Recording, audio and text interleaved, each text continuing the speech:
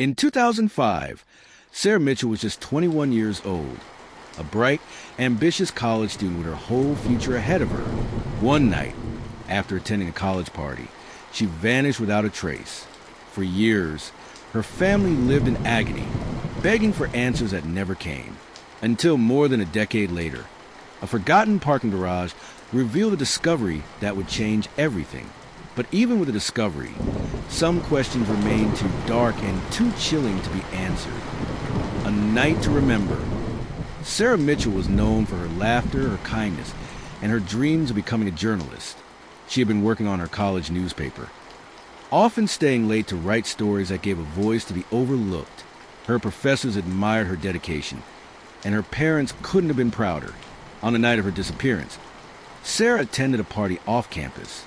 Friends later said she was radiant that night, smiling, dancing, and snapping photos on a disposable camera she carried everywhere. Around midnight, Sarah told her friends she was heading home. She waved goodbye, promised to call one of them the next morning, and slipped out the door.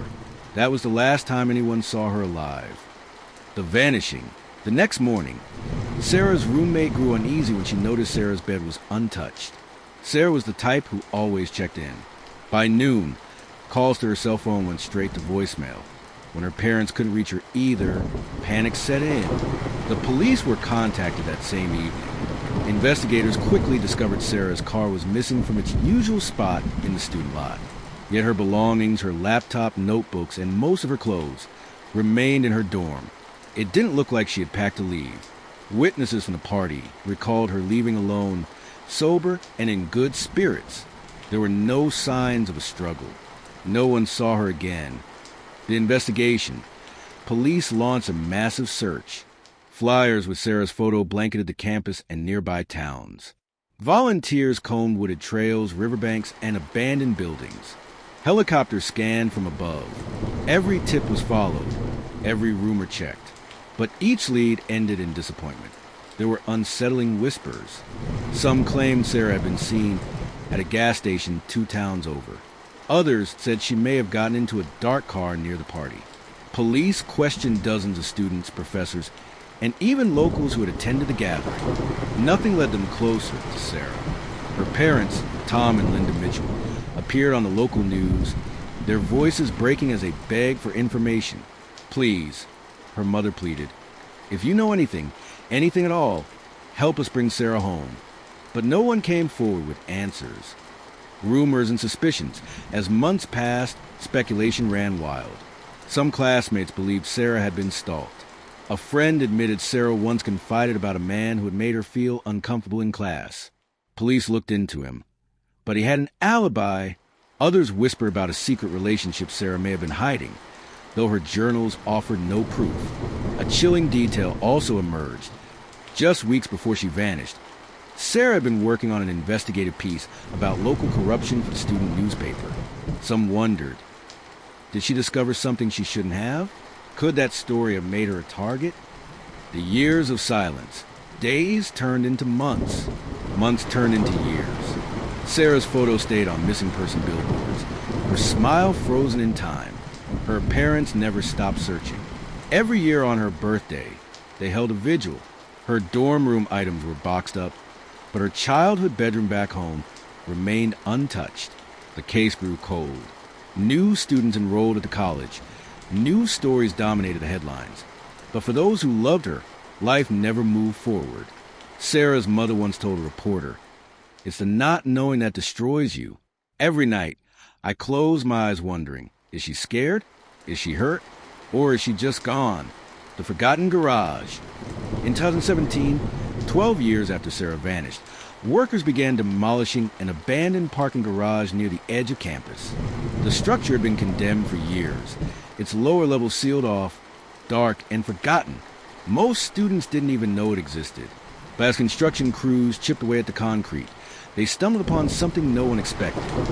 A rusted car wedged into the shadows of the lowest level, hidden behind broken barriers. At first glance, it looked like it had been abandoned decades earlier. But when workers peered inside, they froze. There was a purse on the passenger seat. Inside it, a faded student ID belonging to Sarah Mitchell. The chilling discovery: police swarmed the site. Forensics teams carefully pulled the car from its hiding place.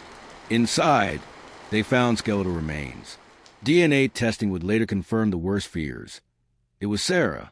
After 12 years of searching, her family finally had an answer, but not the piece they had hoped for. One thing immediately disturbed investigators: the way the car had been positioned. It wasn't just parked there. It looked wedged in, as if someone had deliberately concealed it. Even stranger, Sarah's keys were still in the ignition. Had she driven there herself, or had someone else put her there? Unanswered questions, investigators pieced together what they could. The car showed damage on the front bumper, as if it had struck something before being forced into the corner. But there was no evidence of a high-speed crash. Sarah's belongings inside were intact. Her purse, her student ID, even the disposable camera from that night. When developed, the last photos chilled everyone. Sarah smiling at the party, and then, in the background of several shots, a shadowy figure lurking near her. Someone no one could immediately identify. Theories swirled once again. Some believed Sarah had been followed from the party, chased into the garage, and trapped. Others suspected she may have agreed to meet someone there, only for it to turn deadly. But one theory gripped investigators the most: that Sarah's disappearance wasn't random at all. That someone, perhaps connected to the story she had been investigating, had made sure she would never speak again. The cliffhanger. While the discovery brought heartbreaking closure to her family, it also reopened terrifying questions. Who was the shadowy figure in the photos? Why had her car been hidden so deliberately? And perhaps most disturbing of all, was someone responsible for Sarah's death still out there? As police sifted through the evidence in the garage, one detective came across something small but shocking wedged beneath the car's floor mat: a folded note. And what was written on it could change everything about Sarah's case.